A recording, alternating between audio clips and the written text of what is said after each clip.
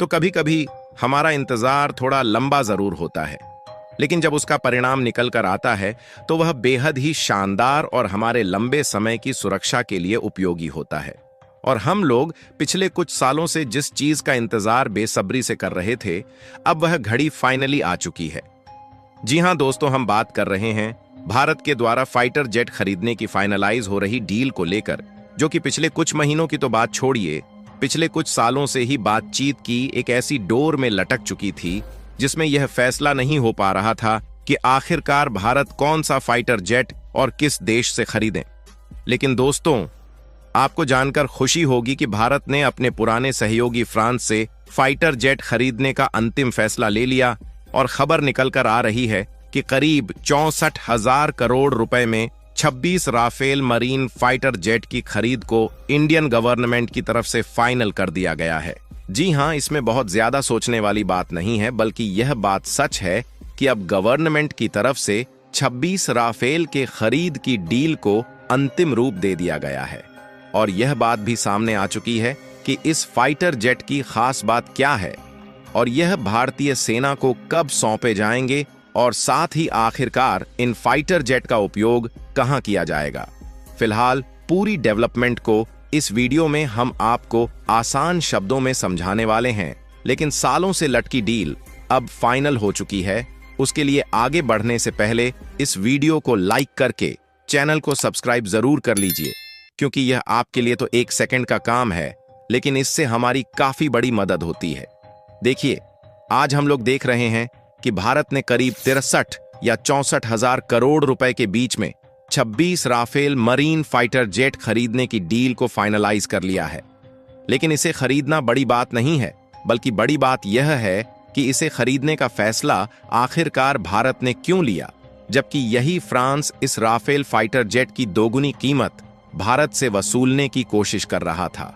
सबसे पहले हम आपको यह बात क्लियर कर दें कि जो 26 की संख्या में राफेल फाइटर जेट भारत खरीद रहा है, यह मरीन कैटेगरी का फाइटर जेट है, जो कि आमतौर पर राफेल फाइटर जेट से थोड़ा बहुत अलग होता है, क्योंकि राफेल मरीन फाइटर जेट को स्पेशली नौसेना के लिए डिजाइन किया गया है, जबकि राफेल जेट को खासकर वायुसेना यानी कि एयर फोर्स के लिए डिजाइन किया गया है।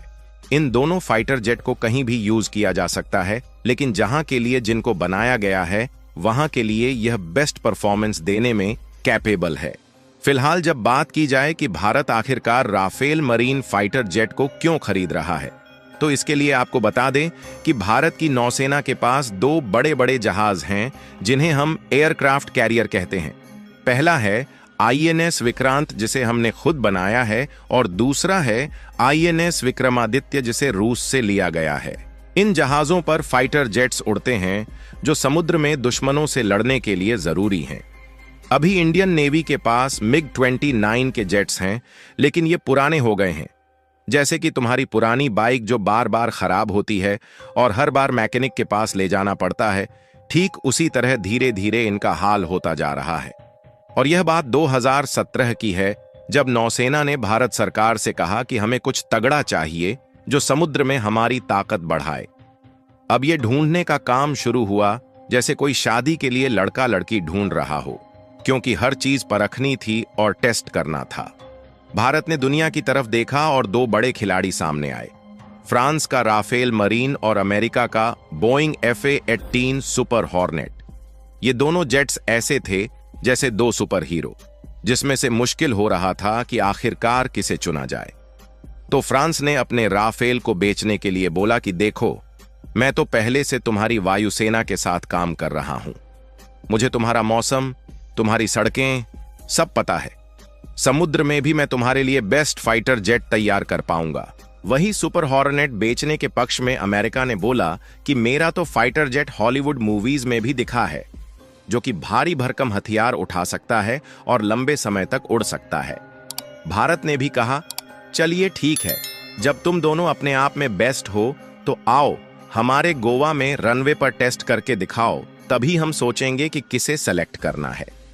दोनों ने गोवा में अपनी परफॉर्मेंस दिखाया और दोनों ही अपने आप में बेस्ट थे, लेकिन भारत ने फ्रांस के राफेल मरीन फाइटर जेट को खरीदने के लिए चुना। इसे सेलेक्ट करने का मेन रीजन यह था कि भारतीय वायुसेना के पास पहले से ही 36 राफेल था, जिसे फ्रांस से खरीदा गया था, जो कि न सिर्फ अच्छा परफॉर्मेंस कर रहे हैं, बल्कि उनकी मेंटेनेंस सेंटर्स और बाकी फैसिलिटीज भारत में पहले से ही है। और जब यहां पर भारत ने फ्रांस का राफेल खरीदने का फैसला ले लिया, तो फ्रांस भी घमंड में चूर हो गया और फ्रांस की राफेल बनाने वाली कंपनी ने इसके लिए दोगुनी कीमत भारत से वसूलने की कोशिश की। लेकिन भारत मोल भाव करता रहा और अब जब मोल भाव पूरी तरीके से कंप्लीट हो गया, तो भारत ने इन 26 राफेल फाइटर जेट को करीब 63 से 64,000 करोड़ रुपए के बीच खरीदने का अप्रूवल दिया है, जो कि यूएस डॉलर में देखा जाए तो करीब 7 बिलियन के आसपास होता है। और आपको बता दें कि इस कीमत में खरीदने की बातचीत हो गई है और इसी कीमत में फ्रांस भारत को देने के लिए तैयार भी है, लेकिन अभी दोनों देशों के बीच इसको लेकर कॉन्ट्रैक्ट साइन नहीं हुआ है, जो कि इसी महीने के अंतिम तक जब फ्रांस के डिफेंस मिनिस्टर भारत आएंगे तो कॉन्ट्रैक्ट पर साइन किया जाएगा। वैसे तो फ्रांस के द्वारा भारत में total 26 Rafale marine fighter jet deliver किए जाएंगे, लेकिन इनमें से 22 फाइटर जेट सिंगल सीटर वाले होंगे, जिसे ऑपरेशनल पर्पज के लिए यूज किया जाएगा। लेकिन इसमें से 4 ऐसे मरीन फाइटर जेट होंगे जो कि ट्विन सीटर होंगे, यानी कि उन्हें ट्रेनिंग पर्पज के लिए इस्तेमाल किया जाएगा। डील साइन होने के बाद पहला जेट करीब 3 साल में, यानी कि 2028 तक भारत आएगा और 2031 तक सभी फाइटर जेट की डिलीवरी कंप्लीट कर दी जाएगी। और भारत ने जिस हिसाब से फ्रांस पर शर्त लगाई थी, उस शर्त के हिसाब यह गवर्नमेंट टू गवर्नमेंट डील होगी, जिससे इस बात की 100% गारंटी है कि जब फ्रांस ने इसे डिलीवर करने को कहा है, तो उसी समय भारत को डिलीवर होना शुरू हो जाएंगे। इसमें कोई भी घोलमेल नहीं होने वाला। अगर इस फाइटर जेट की कुछ खास बातों पर ध्यान दिया जाए, तो ये जेट नौसेना के जहाजों जैसे कि आईएनएस विक्रांत से उड़ान भरने और उतरने के लिए बना है। इसमें मजबूत पहिए और हुक हैं ताकि छोटी जगह पर भी लैंड कर सके। साथ ही इसमें मेटियोर मिसाइल है, जो हवा में बहुत दूर तक दुश्मन को मार सकती है। समुद्र में दुश्मन के जहाजों को निशाना बनाने वाली मिसाइलें भी हैं। इसका रडार दूर तक देख सकता है और एक साथ कई टारगेट्स को चुपके से ट्रैक करके पकड़ सकता है।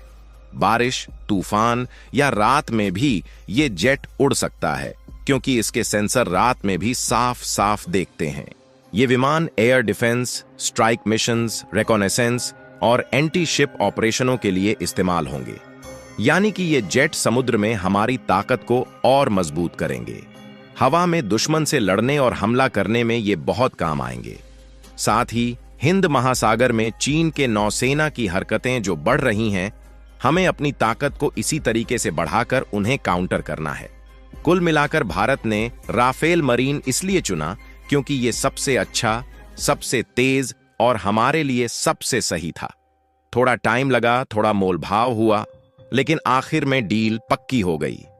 बाकी आप लोग इस फाइनल होती डील को लेकर क्या कहना चाहेंगे, अपनी राय कमेंट में जरूर बताएं और इस वीडियो को एक लाइक करके अपने मित्रों तक शेयर जरूर करें, ताकि उन्हें भी जानकारी मिल सके।